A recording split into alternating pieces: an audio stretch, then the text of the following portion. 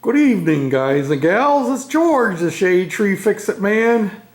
And I'm going to try to make this one a little bit quicker than the last one. I got kind of long-winded. But you got to use a little bit of imagination. The frame is all done, and I'm going to show you those details.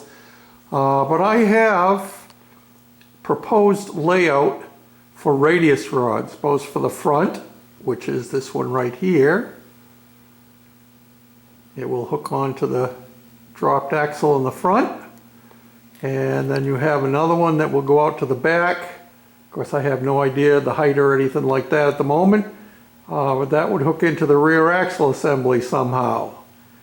I did finish off putting in the cross members. I have some more welding to do, but I finished off the frame extensions on both sides. And I put my front cross member in, and no, I didn't cover the ends of the side rails yet because I'm not exactly sure what I'm going to do in the front. This is one idea of a spring perch. This is called a suicide mount, and actually with a real suicide mount the spring would be behind the axle, and that still may happen. Depends on what we get for a spring. Use your imagination now. That's not really a spring. Okay? I put this 8 horsepower Tecumseh motor back up on here. To be honest, I'm not even sure if I ever got this one running. I seem to recollect that it had no spark, but it's all back together, so I don't think I would have totally put it back together if I hadn't fixed the problem with it, but who knows. I've got all of the, yeah, I don't know. Anyway, but this would be an 8 horsepower motor instead of the 5 horse, which is still sitting on the ground over there. And that would give me 3 more horsepower, 1/3 more, I guess. And imagine the chrome exhaust pipe going down the side like that. Woohoo! Is that pretty cool or what? Now I gotta tell you, this cross member right here that the motor is sitting on, that's gonna stay there. I haven't welded it down yet. I've got it bolted, one on the top on either side, and I actually have one on the bottom on either side. If I hadn't done the plug welds here, I could have bolted it down completely, but I'm going to weld it down. After I got my frame extensions done and before I welded in my front cross member, I decided to check my frame for square, because the only thing that held this frame in square was these big wide cross member plates like that one and the other one over there on the floor, which held the transmission. Yeah, and without them in there, there was nothing to hold it in square. Well, I checked it, and I had just put this little cross member in down here just to hold it parallel to get the right width on the front. And I checked it, and this thing was like 3/4 of an inch out of square. Woo! Just in this short section. That's for the black part only, not including the extensions. Just the original frame.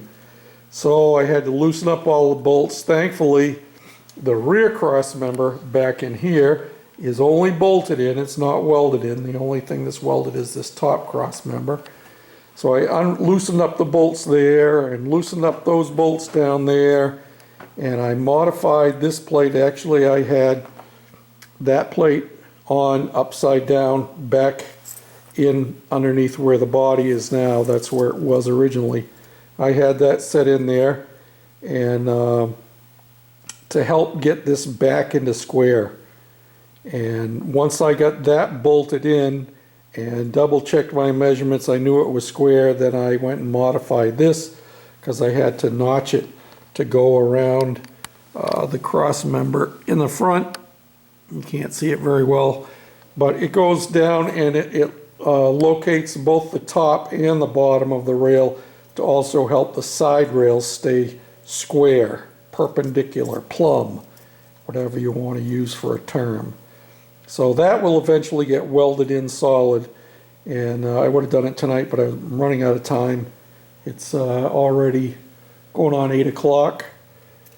So yeah, as you saw in one of the text inserts that I put in my last video, one of my subscribers here on YouTube has offered me a snowblower. Remember I was talking about I could really use a snowblower to either use it for the front, the impeller transfer thing, either as a rear end or as a steering box.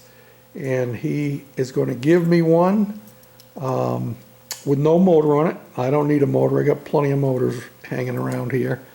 So that's great. And then another, and you'll be seeing that when we meet up tomorrow. I'm not going to tell you who it is yet. And then I'll be expecting 2 more mail calls in relation to the Goofy cart. One for a custom steering wheel, and the other one is for another piece of mechanical equipment to help in the transfer of power. You remember one of the difficulties I've been having is I have all different size shafts.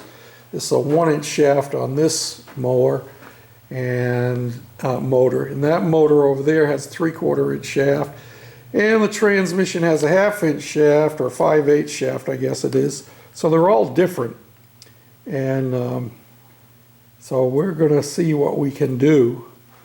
So yeah, that's what I've been up to today. I just mocked it up again to give myself some idea what's going on. If I come out here tomorrow, now that the frame is all done, I'm going to get back to work on my front axle and get my spindles and all of that stuff done.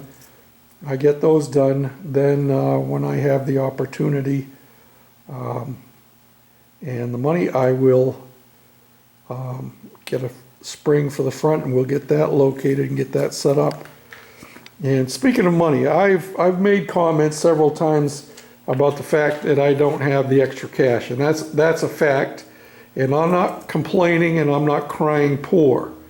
My wife and I live strictly on our Social Security income, and we are able to pay our bills, and we live, you know, relatively comfortably. We have our own home, and we have 2 vehicles.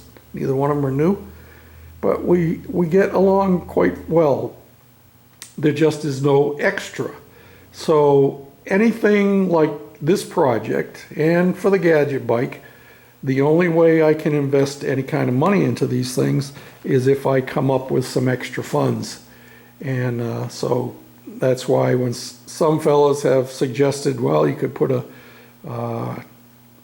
hydrostatic transaxle in it and that would make it easy. Yeah, it would, but I can't afford to buy one, and I would rather, to be honest with you, I would rather work within the limitations of what I have, and it forces me to be more creative. And there are just some things where I have to buy parts. That's a fact, but that we'll deal with when we can. And with the dump not allowing me to pick anymore, that's cut way down on my side income, because I used to pick stuff out of there, not only for parts that I used in my projects, but lawnmowers quite often to fix up and resell. Can't do that anymore. And I had to give up my side job because my body just couldn't deal with it. I was doing carpentry work, doing some repairs and finish work and stuff like that for a landowner who had a couple of rental properties. And I enjoyed doing it, and the pay wasn't too bad, but to be honest, my legs just couldn't stand it. The worst part of it is, for me, is getting up and down, and if I have to climb on ladders, my legs just don't deal well with it. That's one thing that I inherited from my dad, was bad legs, and he inherited it from his mother, and she from her mother. so it passes on through the family. And not everybody in my family got it, but I did. So I deal with it, that's all. I just do what I can within my limitations, like we all do, you know? So I don't want you to think that I'm crying poor and I'm looking for donations. I appreciate the guys that are sending me things. Don't let me make anybody feel bad, because when they send things that help, it really does help. And I also enjoy making this, you know, a project that others are involved in. So it's the same way with the gadget bike. There were quite a few parts on there that were donated by different members of the YouTube Garage Gang and my subscribers. So yeah, so that's where we're at there. And I just didn't want you to think that I'm crying poor all the time. I'm not. My needs are met, but I just have to work within the limitations of what I have here, that's all. So I have to be more creative in coming up with extra cash, and that's not a bad thing.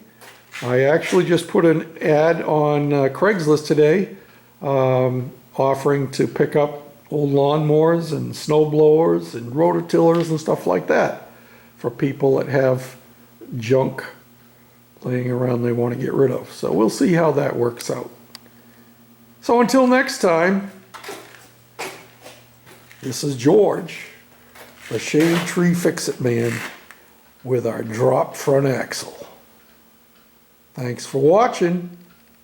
Bye now.